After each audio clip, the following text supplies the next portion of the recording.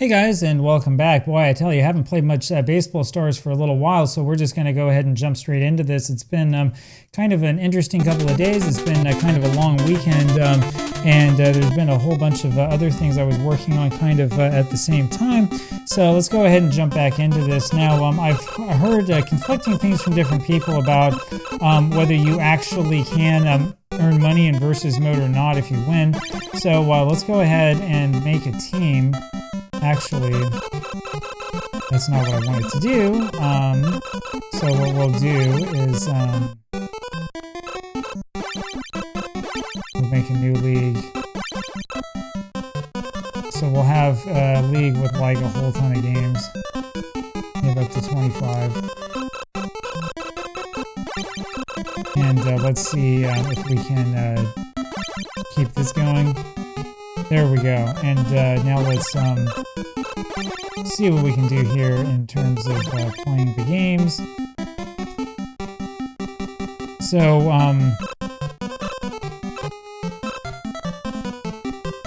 actually, you know what we want to do, I'm going to end up restarting this here really quick.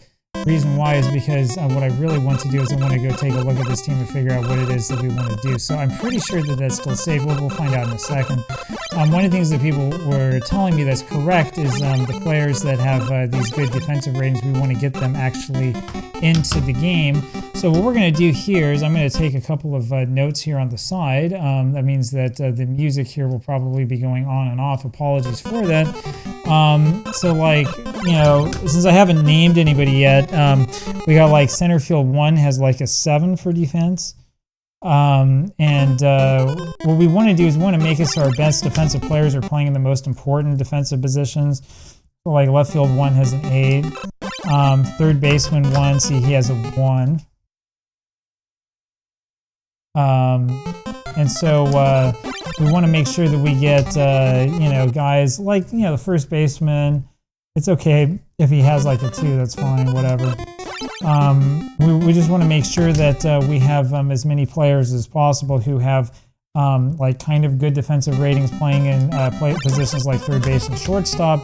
And the reason why is because we want to make sure that you know, we are able to you know, make those difficult plays when they really count. Now, one of the problems that we have, as you like just saw, is that so, yeah, he's probably not going to be quite good enough.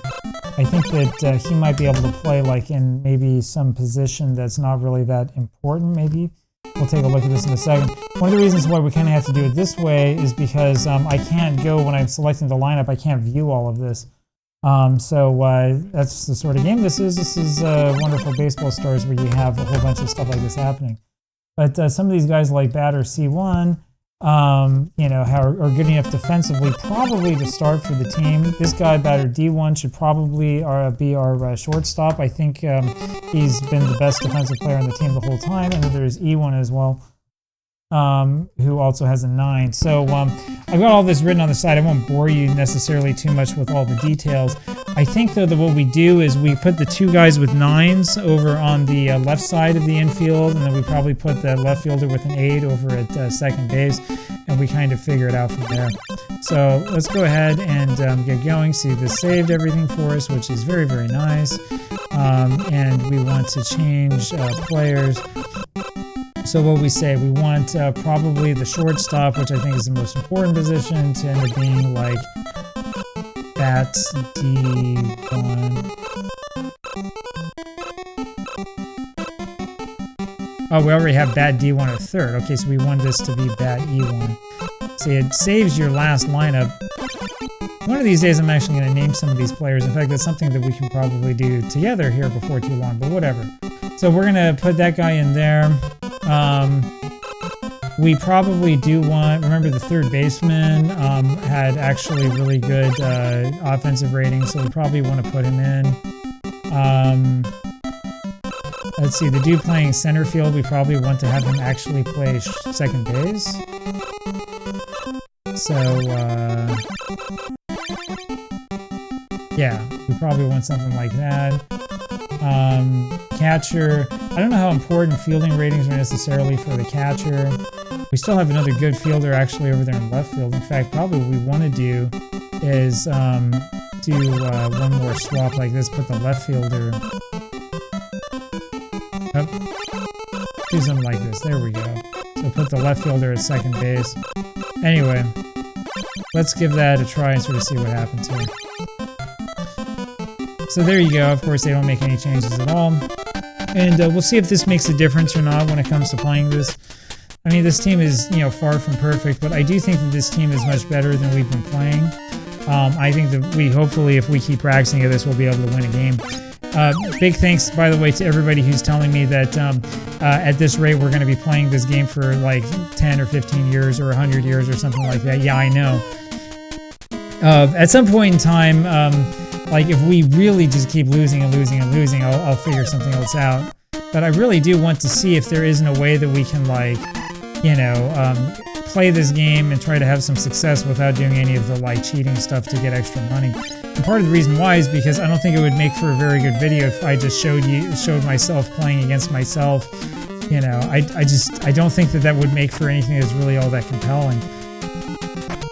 And the other reason is because I really am curious actually to know if it's possible to sort of play and beat this game the right way. Because honestly, I've never tried it.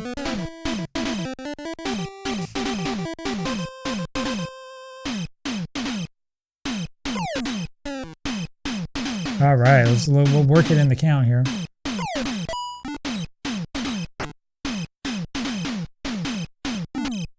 Perfect. That's one of those 8-bit NES things. Yep, that worked too. There you go. There's a couple more highlights for you. So a infield single turns into a double. I almost got hit by that pitch, which is what we really want.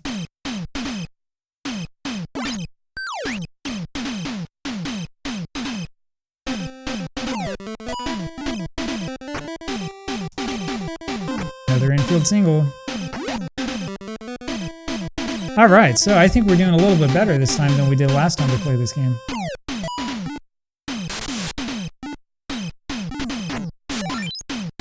Alright, well, that puts us up 1-0.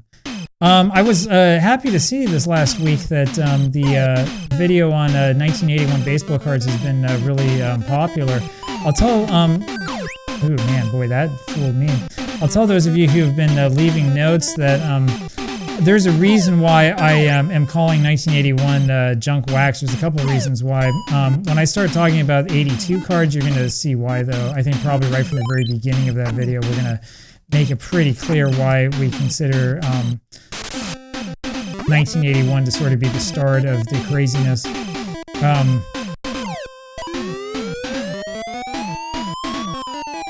But, you know, I do understand, like, the skepticism, and, like, the truth is that for a lot of people, like, junk wax is more than just, you know, cards were overprinted, and it turns into, like, people have overprinted cards that nobody really wants.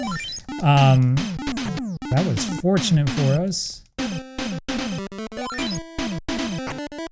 That's definitely not the case for 1991 cards, where there are, you know, a bunch of cards that people like. You got cards for guys like, you know, the Valenzuela rookie card and stuff. I've got Valenzuela on the mind because my next video is going to be about him. You'll see that one come live on Wednesday. I have to actually, like, do the editing today. I already filmed it, so we'll see how that goes.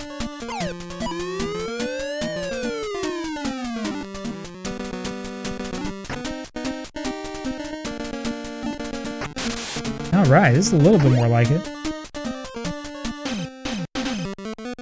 I think this is the most runs we've scored since we started playing this.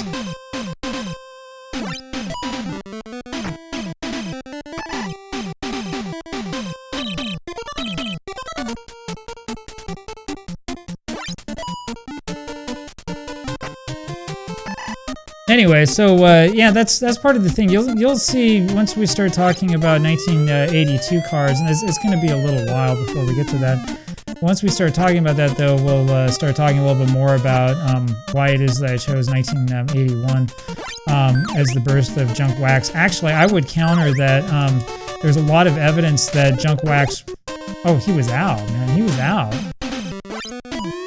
I would actually counter that there's actually quite a bit of evidence out there that junk wax probably actually should have started in the late 1970s. I mean, especially with like 77, 78, 79 top sets like that. This is the first time we've... No, it's not the first time we've given up a home run time. That's right, they've scored him before. It's the first time we've given up a first inning home run, though. So, I guess that's sort of my mistake. I should have been trying to pitch in on the hands. Anyway.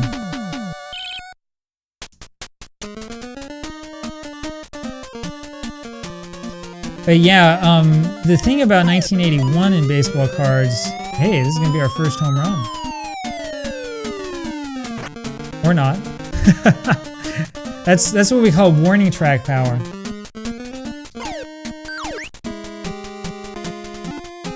And he's got sort of like walking speed. Somebody was telling me, oh, you gotta put the hit and run on every single at-bat. There's a reason why you don't necessarily want to do that. Some of these guys are really slow.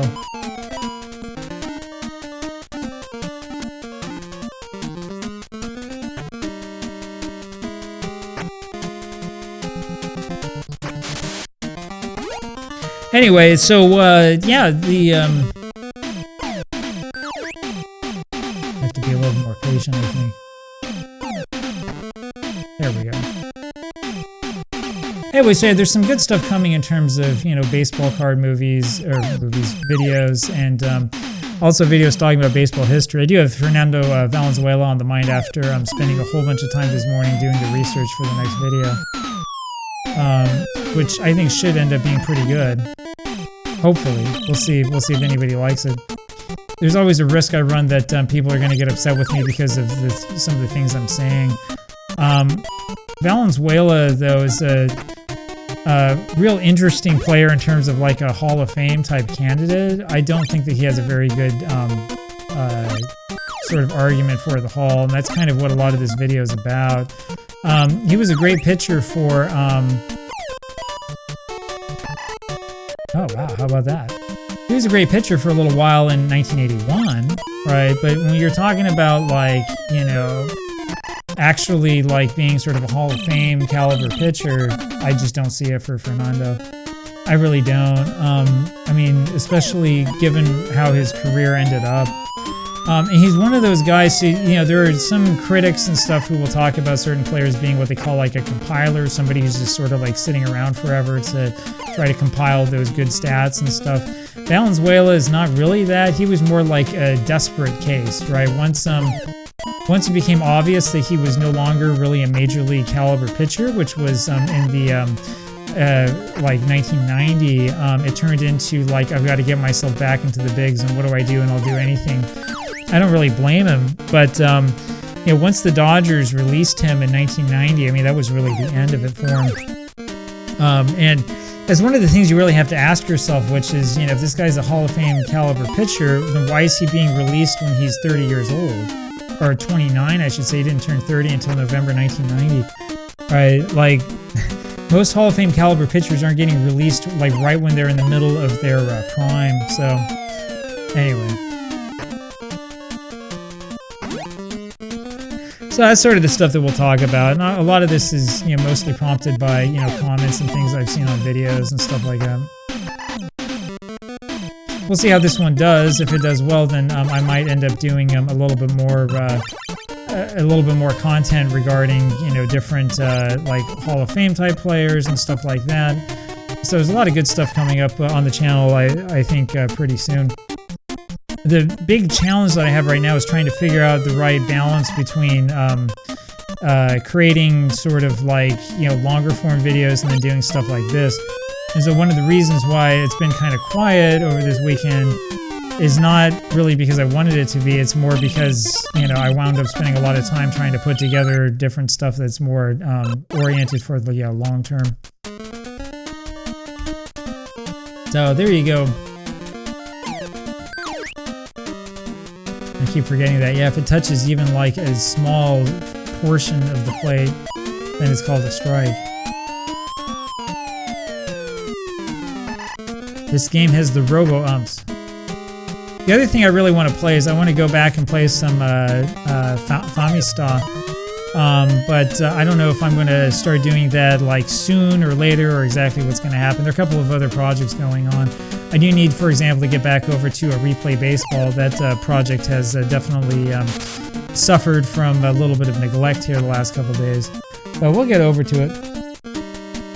And if you're not sure about that, if you haven't played a baseball sim like that before, if you don't know what it's about, I do recommend watching it. I'm not sure if my first video is really worth it because I did get kind of lost in the menus trying to figure out how to set up the lineup. So I had a couple people complaining about that.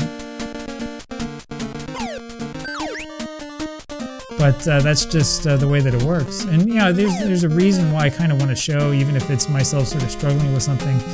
Like, you know, if you've never tried something like that before and you're wondering kind of like, that was a ball, come on. If you're wondering kind of what it's like, I got to show you sort of like the reality. That was ball, actually, it was ball 3. Yeah, I think a lot of this has really been user error on my part.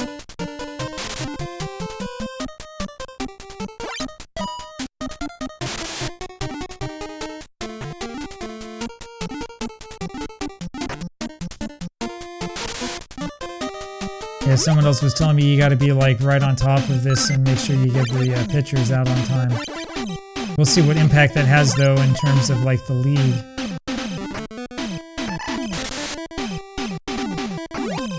But we'll see. That's all part of the adventure.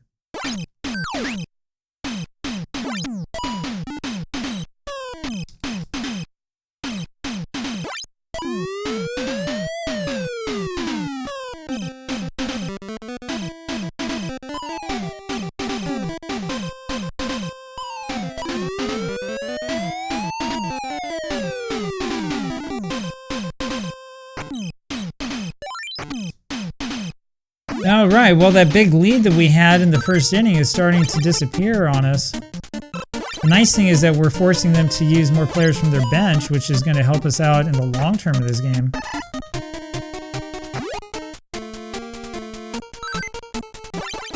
Yeah, we want them to do this. We want to see all of these guys from the bench end up playing.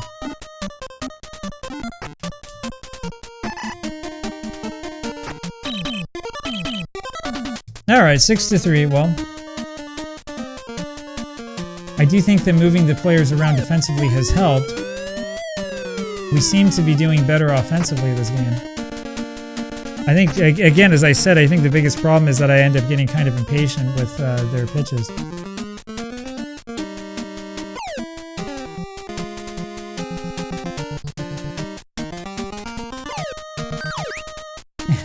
I just can't get over the fact that this game calls that a strike. Man, that's a ball.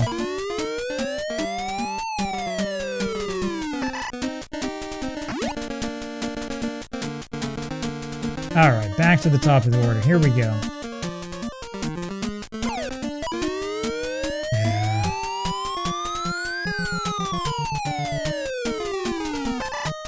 I think a lot of that is caused by, you know, these guys. We'll have to... I think we've got a good defensive lineup. We're going to have to play around a little bit with the actual batting order here, I think, in the near future. I think a lot of those pop-ups has to do with guys just not having really good, whatever it is, probably power ratings or something like that. And right now there's nothing we can do about it because we don't have any money because we haven't won any games. It was probably a bad idea to spend money before playing the first game. So there's the first advice for baseball stars. Yeah, and that's kind of one of the things I was thinking about in terms of like doing this project, which is, you know, can I come up with like an actual strategy guide for people playing this game? A lot of the guides are mostly like, you know, use this trick to get a lot of money, which isn't a bad idea, right? But if you're trying to play the game, like I said, you know, like the legit way and not just, you know, trying to like get a whole bunch of money by doing a bunch of tricks. Boy, I like that third baseman. If you're trying to play this game like the legit way, you need to have something a little bit more than just like, oh, all you have to do is have a second controller plugged in and then you can do this trick to get unlimited money. All right, I mean, like, at some point in time, you do need something that's a little bit more than just that. Unfortunately, though, for this game, the vast majority of advice, including in, like, video game magazines and stuff like that, over the years has always been, oh, this is what you've got to do to get, like, the most amount of money you can. I swear that drop ball doesn't work as well in this game as it does in RBI.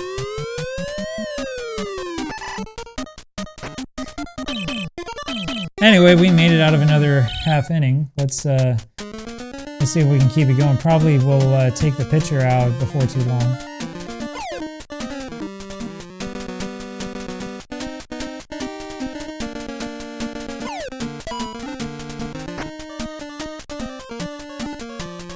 Man, I tell you, just a little bit more speed and he's got that beaten out. That's alright, he's a number 4 hitter. We don't need him to have a lot of speed.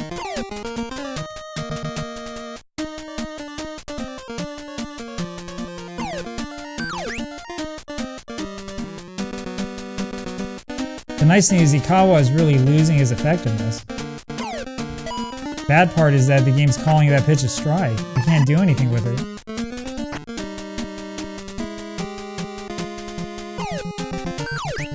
I shouldn't have done that, but that was a bad decision.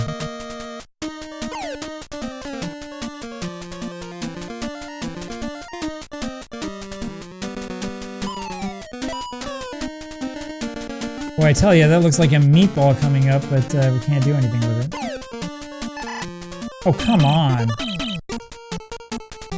This is where I need to be playing Griffey. Need the guy to break the bat. To yell back at the ump.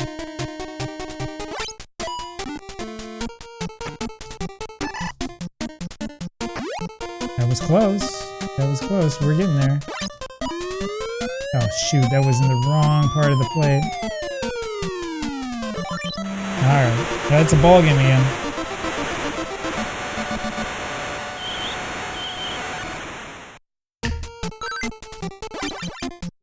Well, we haven't scored a single run since that first inning.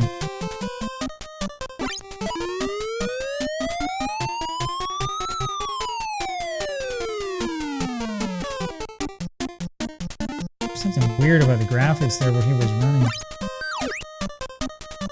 Or if that's something with the emulation. There we go.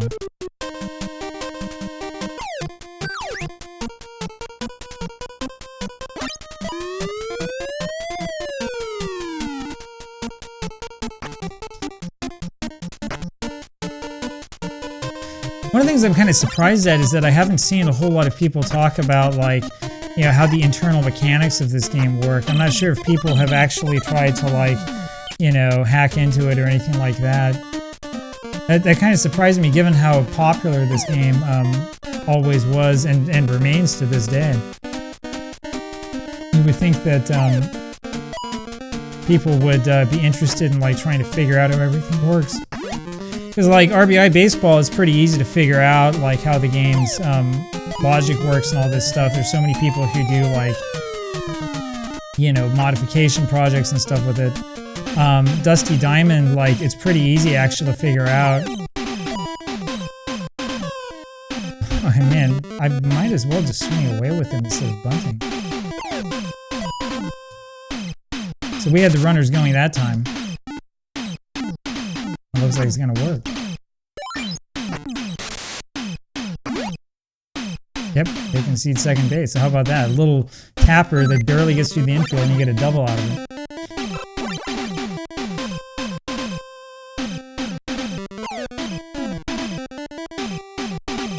I like this guy's delivery.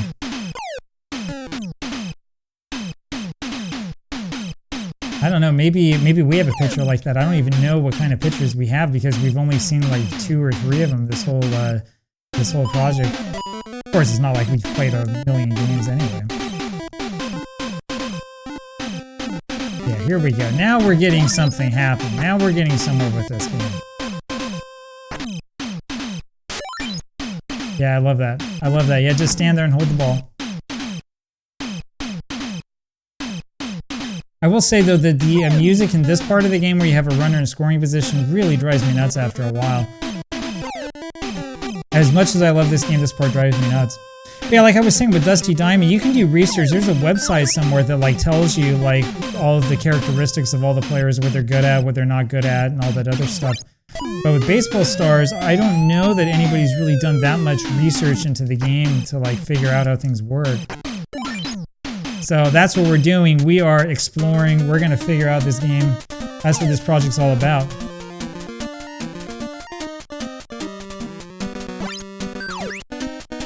Now, the other bit of project news I have to tell you guys, I guess it came out already today, is I did a little bit of research into RBI Baseball 2. This is for the upcoming video I have on RBI 2 and sort of the origins of that game and stuff like that. I know that there was a lot of controversy between Nintendo and Tengen back in those days. The thing that's interesting about RBI 2 is that the game originally was planned to come out like in early 1990. And it didn't come out that early. It wasn't until probably August 1990 that the game came. It was first announced in preview articles in newspapers in January 1990, so it took them like almost a full year to get it out. So anyway, pretty interesting stuff. The other thing is that if you look through a lot of those old newspapers, what you'll see are a lot of advertisements for Tengen games, especially in 1990. There was a period of time that summer where Tengen had all of its games heavily discounted. So like you would pay like, I don't know, like $15 or something like that, and you could get, you know, RBI 1 or like a couple of the other, you know. Boy, I'm thinking too much about this article and not thinking about the game. A couple of other Tengen games that were pretty popular. Anyway. It's just interesting to see and to notice that, you know, Tengen was really trying to, you know, compete and like really, I think they were really trying to stick it to Nintendo there for a while.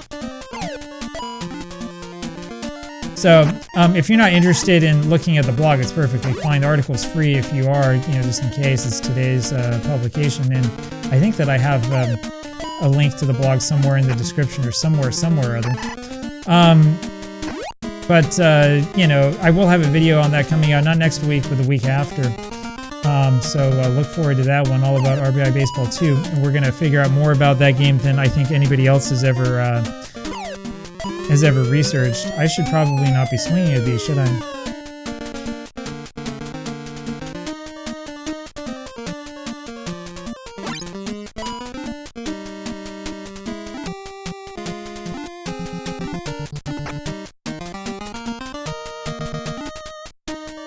Get back, baby, get back. Alright, back to this music again.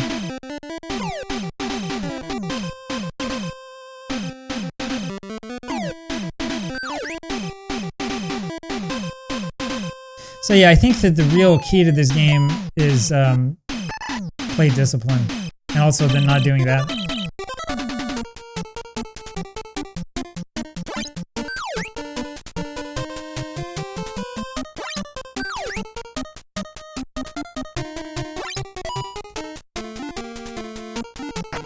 Actually, for that last one, I was trying to throw a drop ball, so sometimes it doesn't listen to you. Usually if I try to throw one and I didn't hold down up long enough, it makes it so that... Oh, that didn't work out right. Usually if I don't hold down the button long enough, it just throws like a normal pitch, but for some reason that time it decided to throw a fastball. Wait, how am I supposed to know where this guy is? There we go.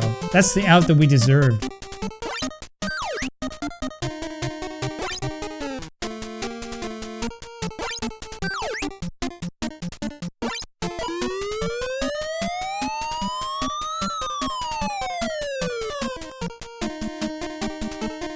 Alright, let's try it again.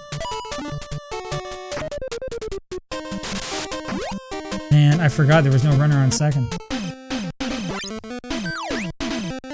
Rule number one about baseball stories is you have to actually pay attention to it and like figure out what the situation is, which base you need to throw to.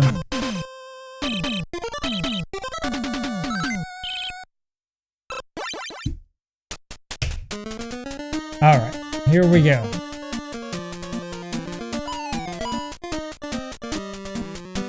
Now that's a little bit more like it. Let's get these base hits.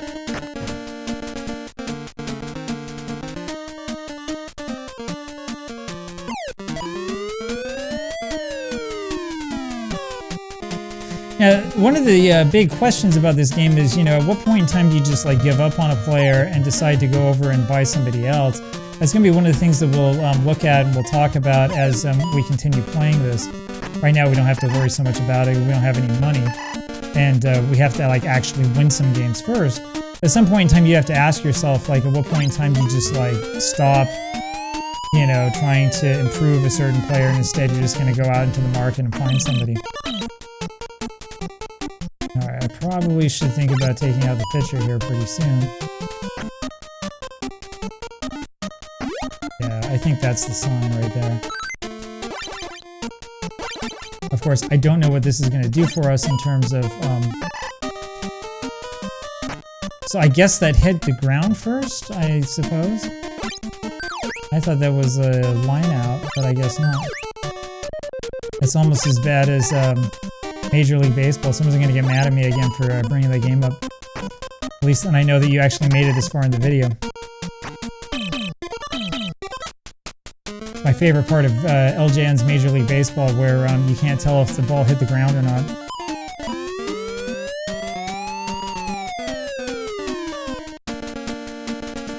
I tell you that I should be happy actually about playing these games because I finally won a game of I Love Softball. That was an absolutely magnificent experience. I never thought I was going to win a game with that one.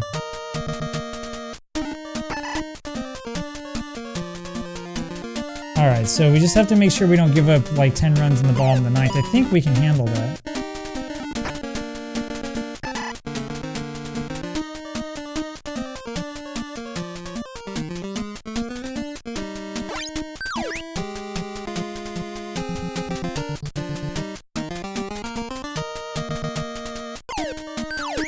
Oh, come on. Man, that's that pitch again, isn't it?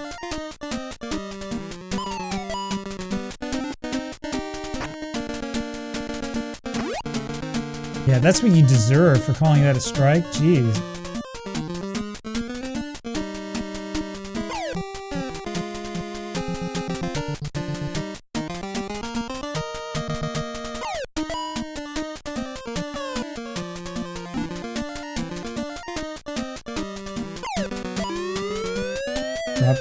Drop.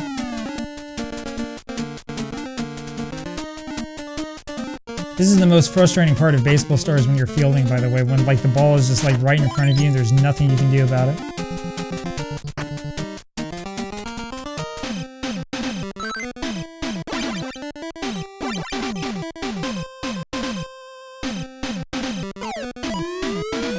Good job.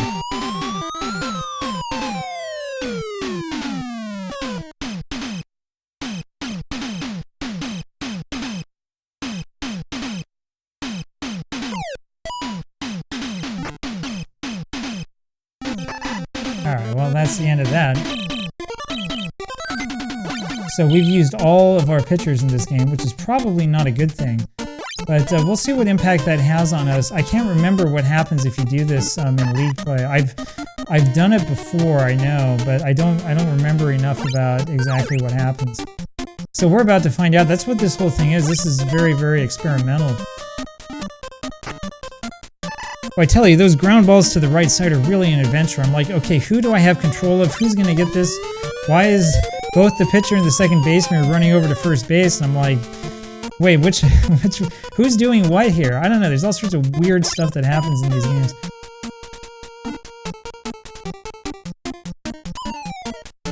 Oh yeah. Oh yeah. We did it. We win by 10, 15-5. See, all we had to do was go for league play, and then we had it down. So we're not going to get a lot of money out of this, I don't think. Hey, that's not bad. That's the amount of money we started off with. So there you have it. We have $31,000 now, and I don't know if we want to use it all right away or if we want to save up or what. In fact, we'll go down here to end of play. The funny thing is, of course, we don't have to do this since we're in an emulator, but this is the way that the game was always played in the old days.